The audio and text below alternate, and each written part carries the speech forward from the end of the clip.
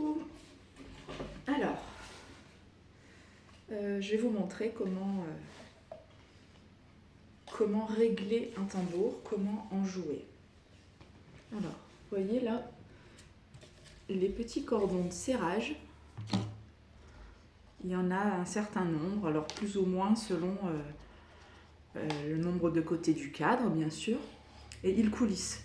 Quand ils sont ramenés vers le centre, ça veut dire que la peau, elle est détendue, elle est en mode repos. C'est comme un muscle, on ne peut pas être tout le temps sous tension, sinon c'est désagréable, voire on peut se faire mal.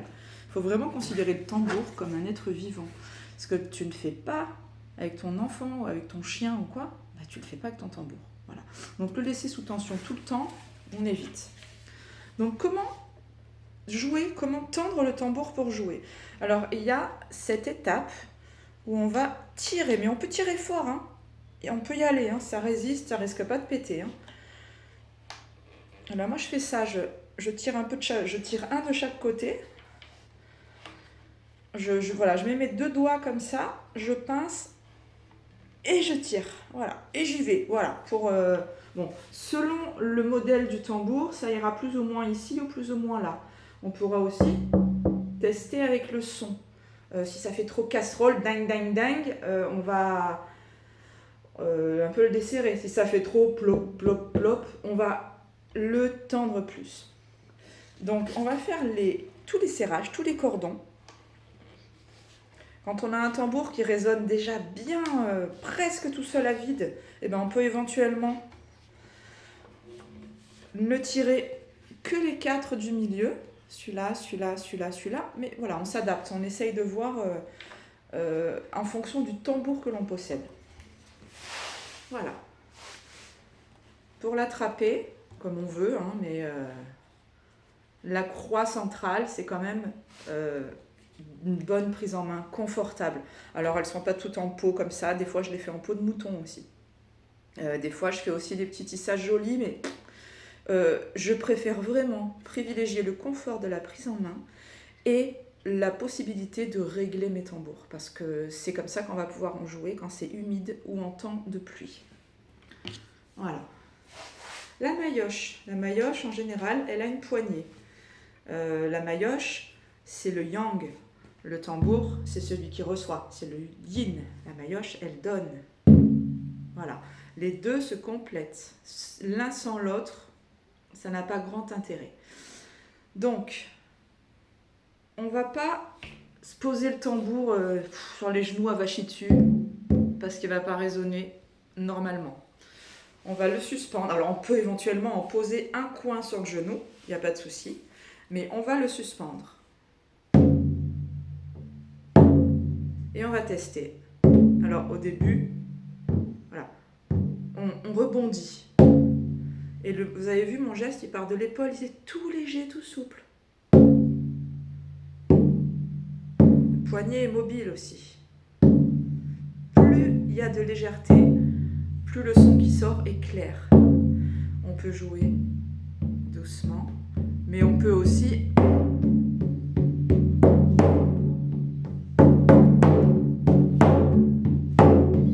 jouer plus fort en fonction de l'intensité qu'on veut donner à son intention et à l'énergie qui nous traverse. C'est vraiment une communion entre lui et nous. On a vraiment un échange, un ancrage. Il va se relier à qui nous sommes et à ce qu'on a besoin de libérer ou d'ancrer ou de travailler ou de découvrir ou de comprendre. C'est quoi qu'il se passe dans notre vie quand on n'est pas bien, quand on perd pied, quand les émotions reprennent le dessus, c'est toujours l'ancrage, la solution. Et le tambour, c'est un magnifique outil d'ancrage.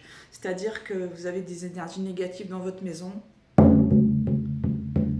Vous allez jouer du tambour dans toutes les pièces, en insistant dans les recoins, avec l'intention de nettoyer les énergies négatives. Un peu comme quand vous passez votre serpillière au sol et que vous nettoyez la saleté.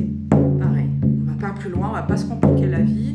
On n'est pas tous chamans, guérisseurs, etc.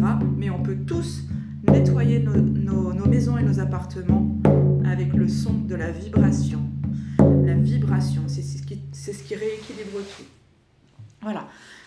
Donc, moi je vous conseille d'en jouer un peu tous les jours. Au début, peut-être qu'on n'a pas l'habitude de ressentir si le son est bon ou pas. Que peut-être qu'au début on tape un peu rigide. Ah, voilà, on essaie de faire cet exercice, on s'en fout. On ne fait pas de la musique.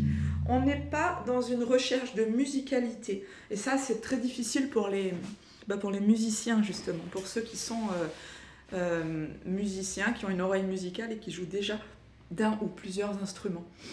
Donc, on va vraiment comprendre que jouer du tambour, c'est se réaligner.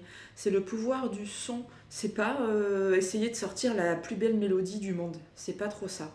En général, quand on parle avec le cœur, quand on joue avec le cœur, il y a quelque chose de beau qui ressort. C'est pareil, je fais des démonstrations de tambour en vidéo, le son il est pourri avec le téléphone. Et pourtant, en face, on ressent que ça nous perce le cœur, que ça nous pénètre, que ça nous envahit. C'est pas le son, c'est pas le joli son que vous entendez de mon tambour. C'est la vibration qu'il vous envoie. Voilà. Donc, si vous avez des questions, n'hésitez pas. Et je crois que j'ai rien oublié. Oui, si j'ai oublié quelque chose. Donc, on profite de ce petit moment où on a tiré les cordes au début.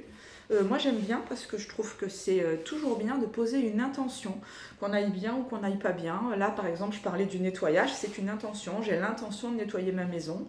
Ou alors, une connexion, une ouverture de cœur vis-à-vis de lui. Voilà, on va jouer tous les deux. Je te remercie d'être là pour moi, etc. Et quand on a fini de jouer, pendant qu'on dessert, vous entendez les crac, crac, crac, crac. Alors, si au fil du temps, il y a des petits sillons qui se creusent sur le bois et tout, c'est absolument pas gênant, c'est normal. La tension, le bois qui travaille, les chemins des cordes qui se font, il n'y a aucun souci.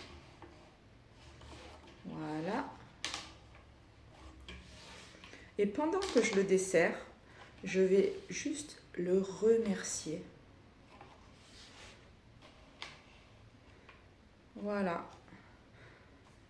Si vous prêtez votre tambour à quelqu'un, n'hésitez pas, avant de rejouer avec, à lui passer un coup d'encens pour le reneutraliser, le libérer des énergies qu'aurait pu y laisser la personne. Voilà. Cette petite queue qu'il y a sur certaines maillotches, pas toutes, des fois je les fais, des fois j'en éprouve pas le besoin. Ce n'est pas que décoratif. Bon là je l'ai détendu, mais ça peut être aussi... Là, il est détendu. Dans le bloc-bloc, voilà, là, il n'est pas en mode jeu, là, il est en mode dodo. Donc, si je veux jouer, je tends en tirant les anneaux vers l'extérieur. Si je veux arrêter de jouer, je lui donne du repos et je remets tout au centre vers la croix centrale.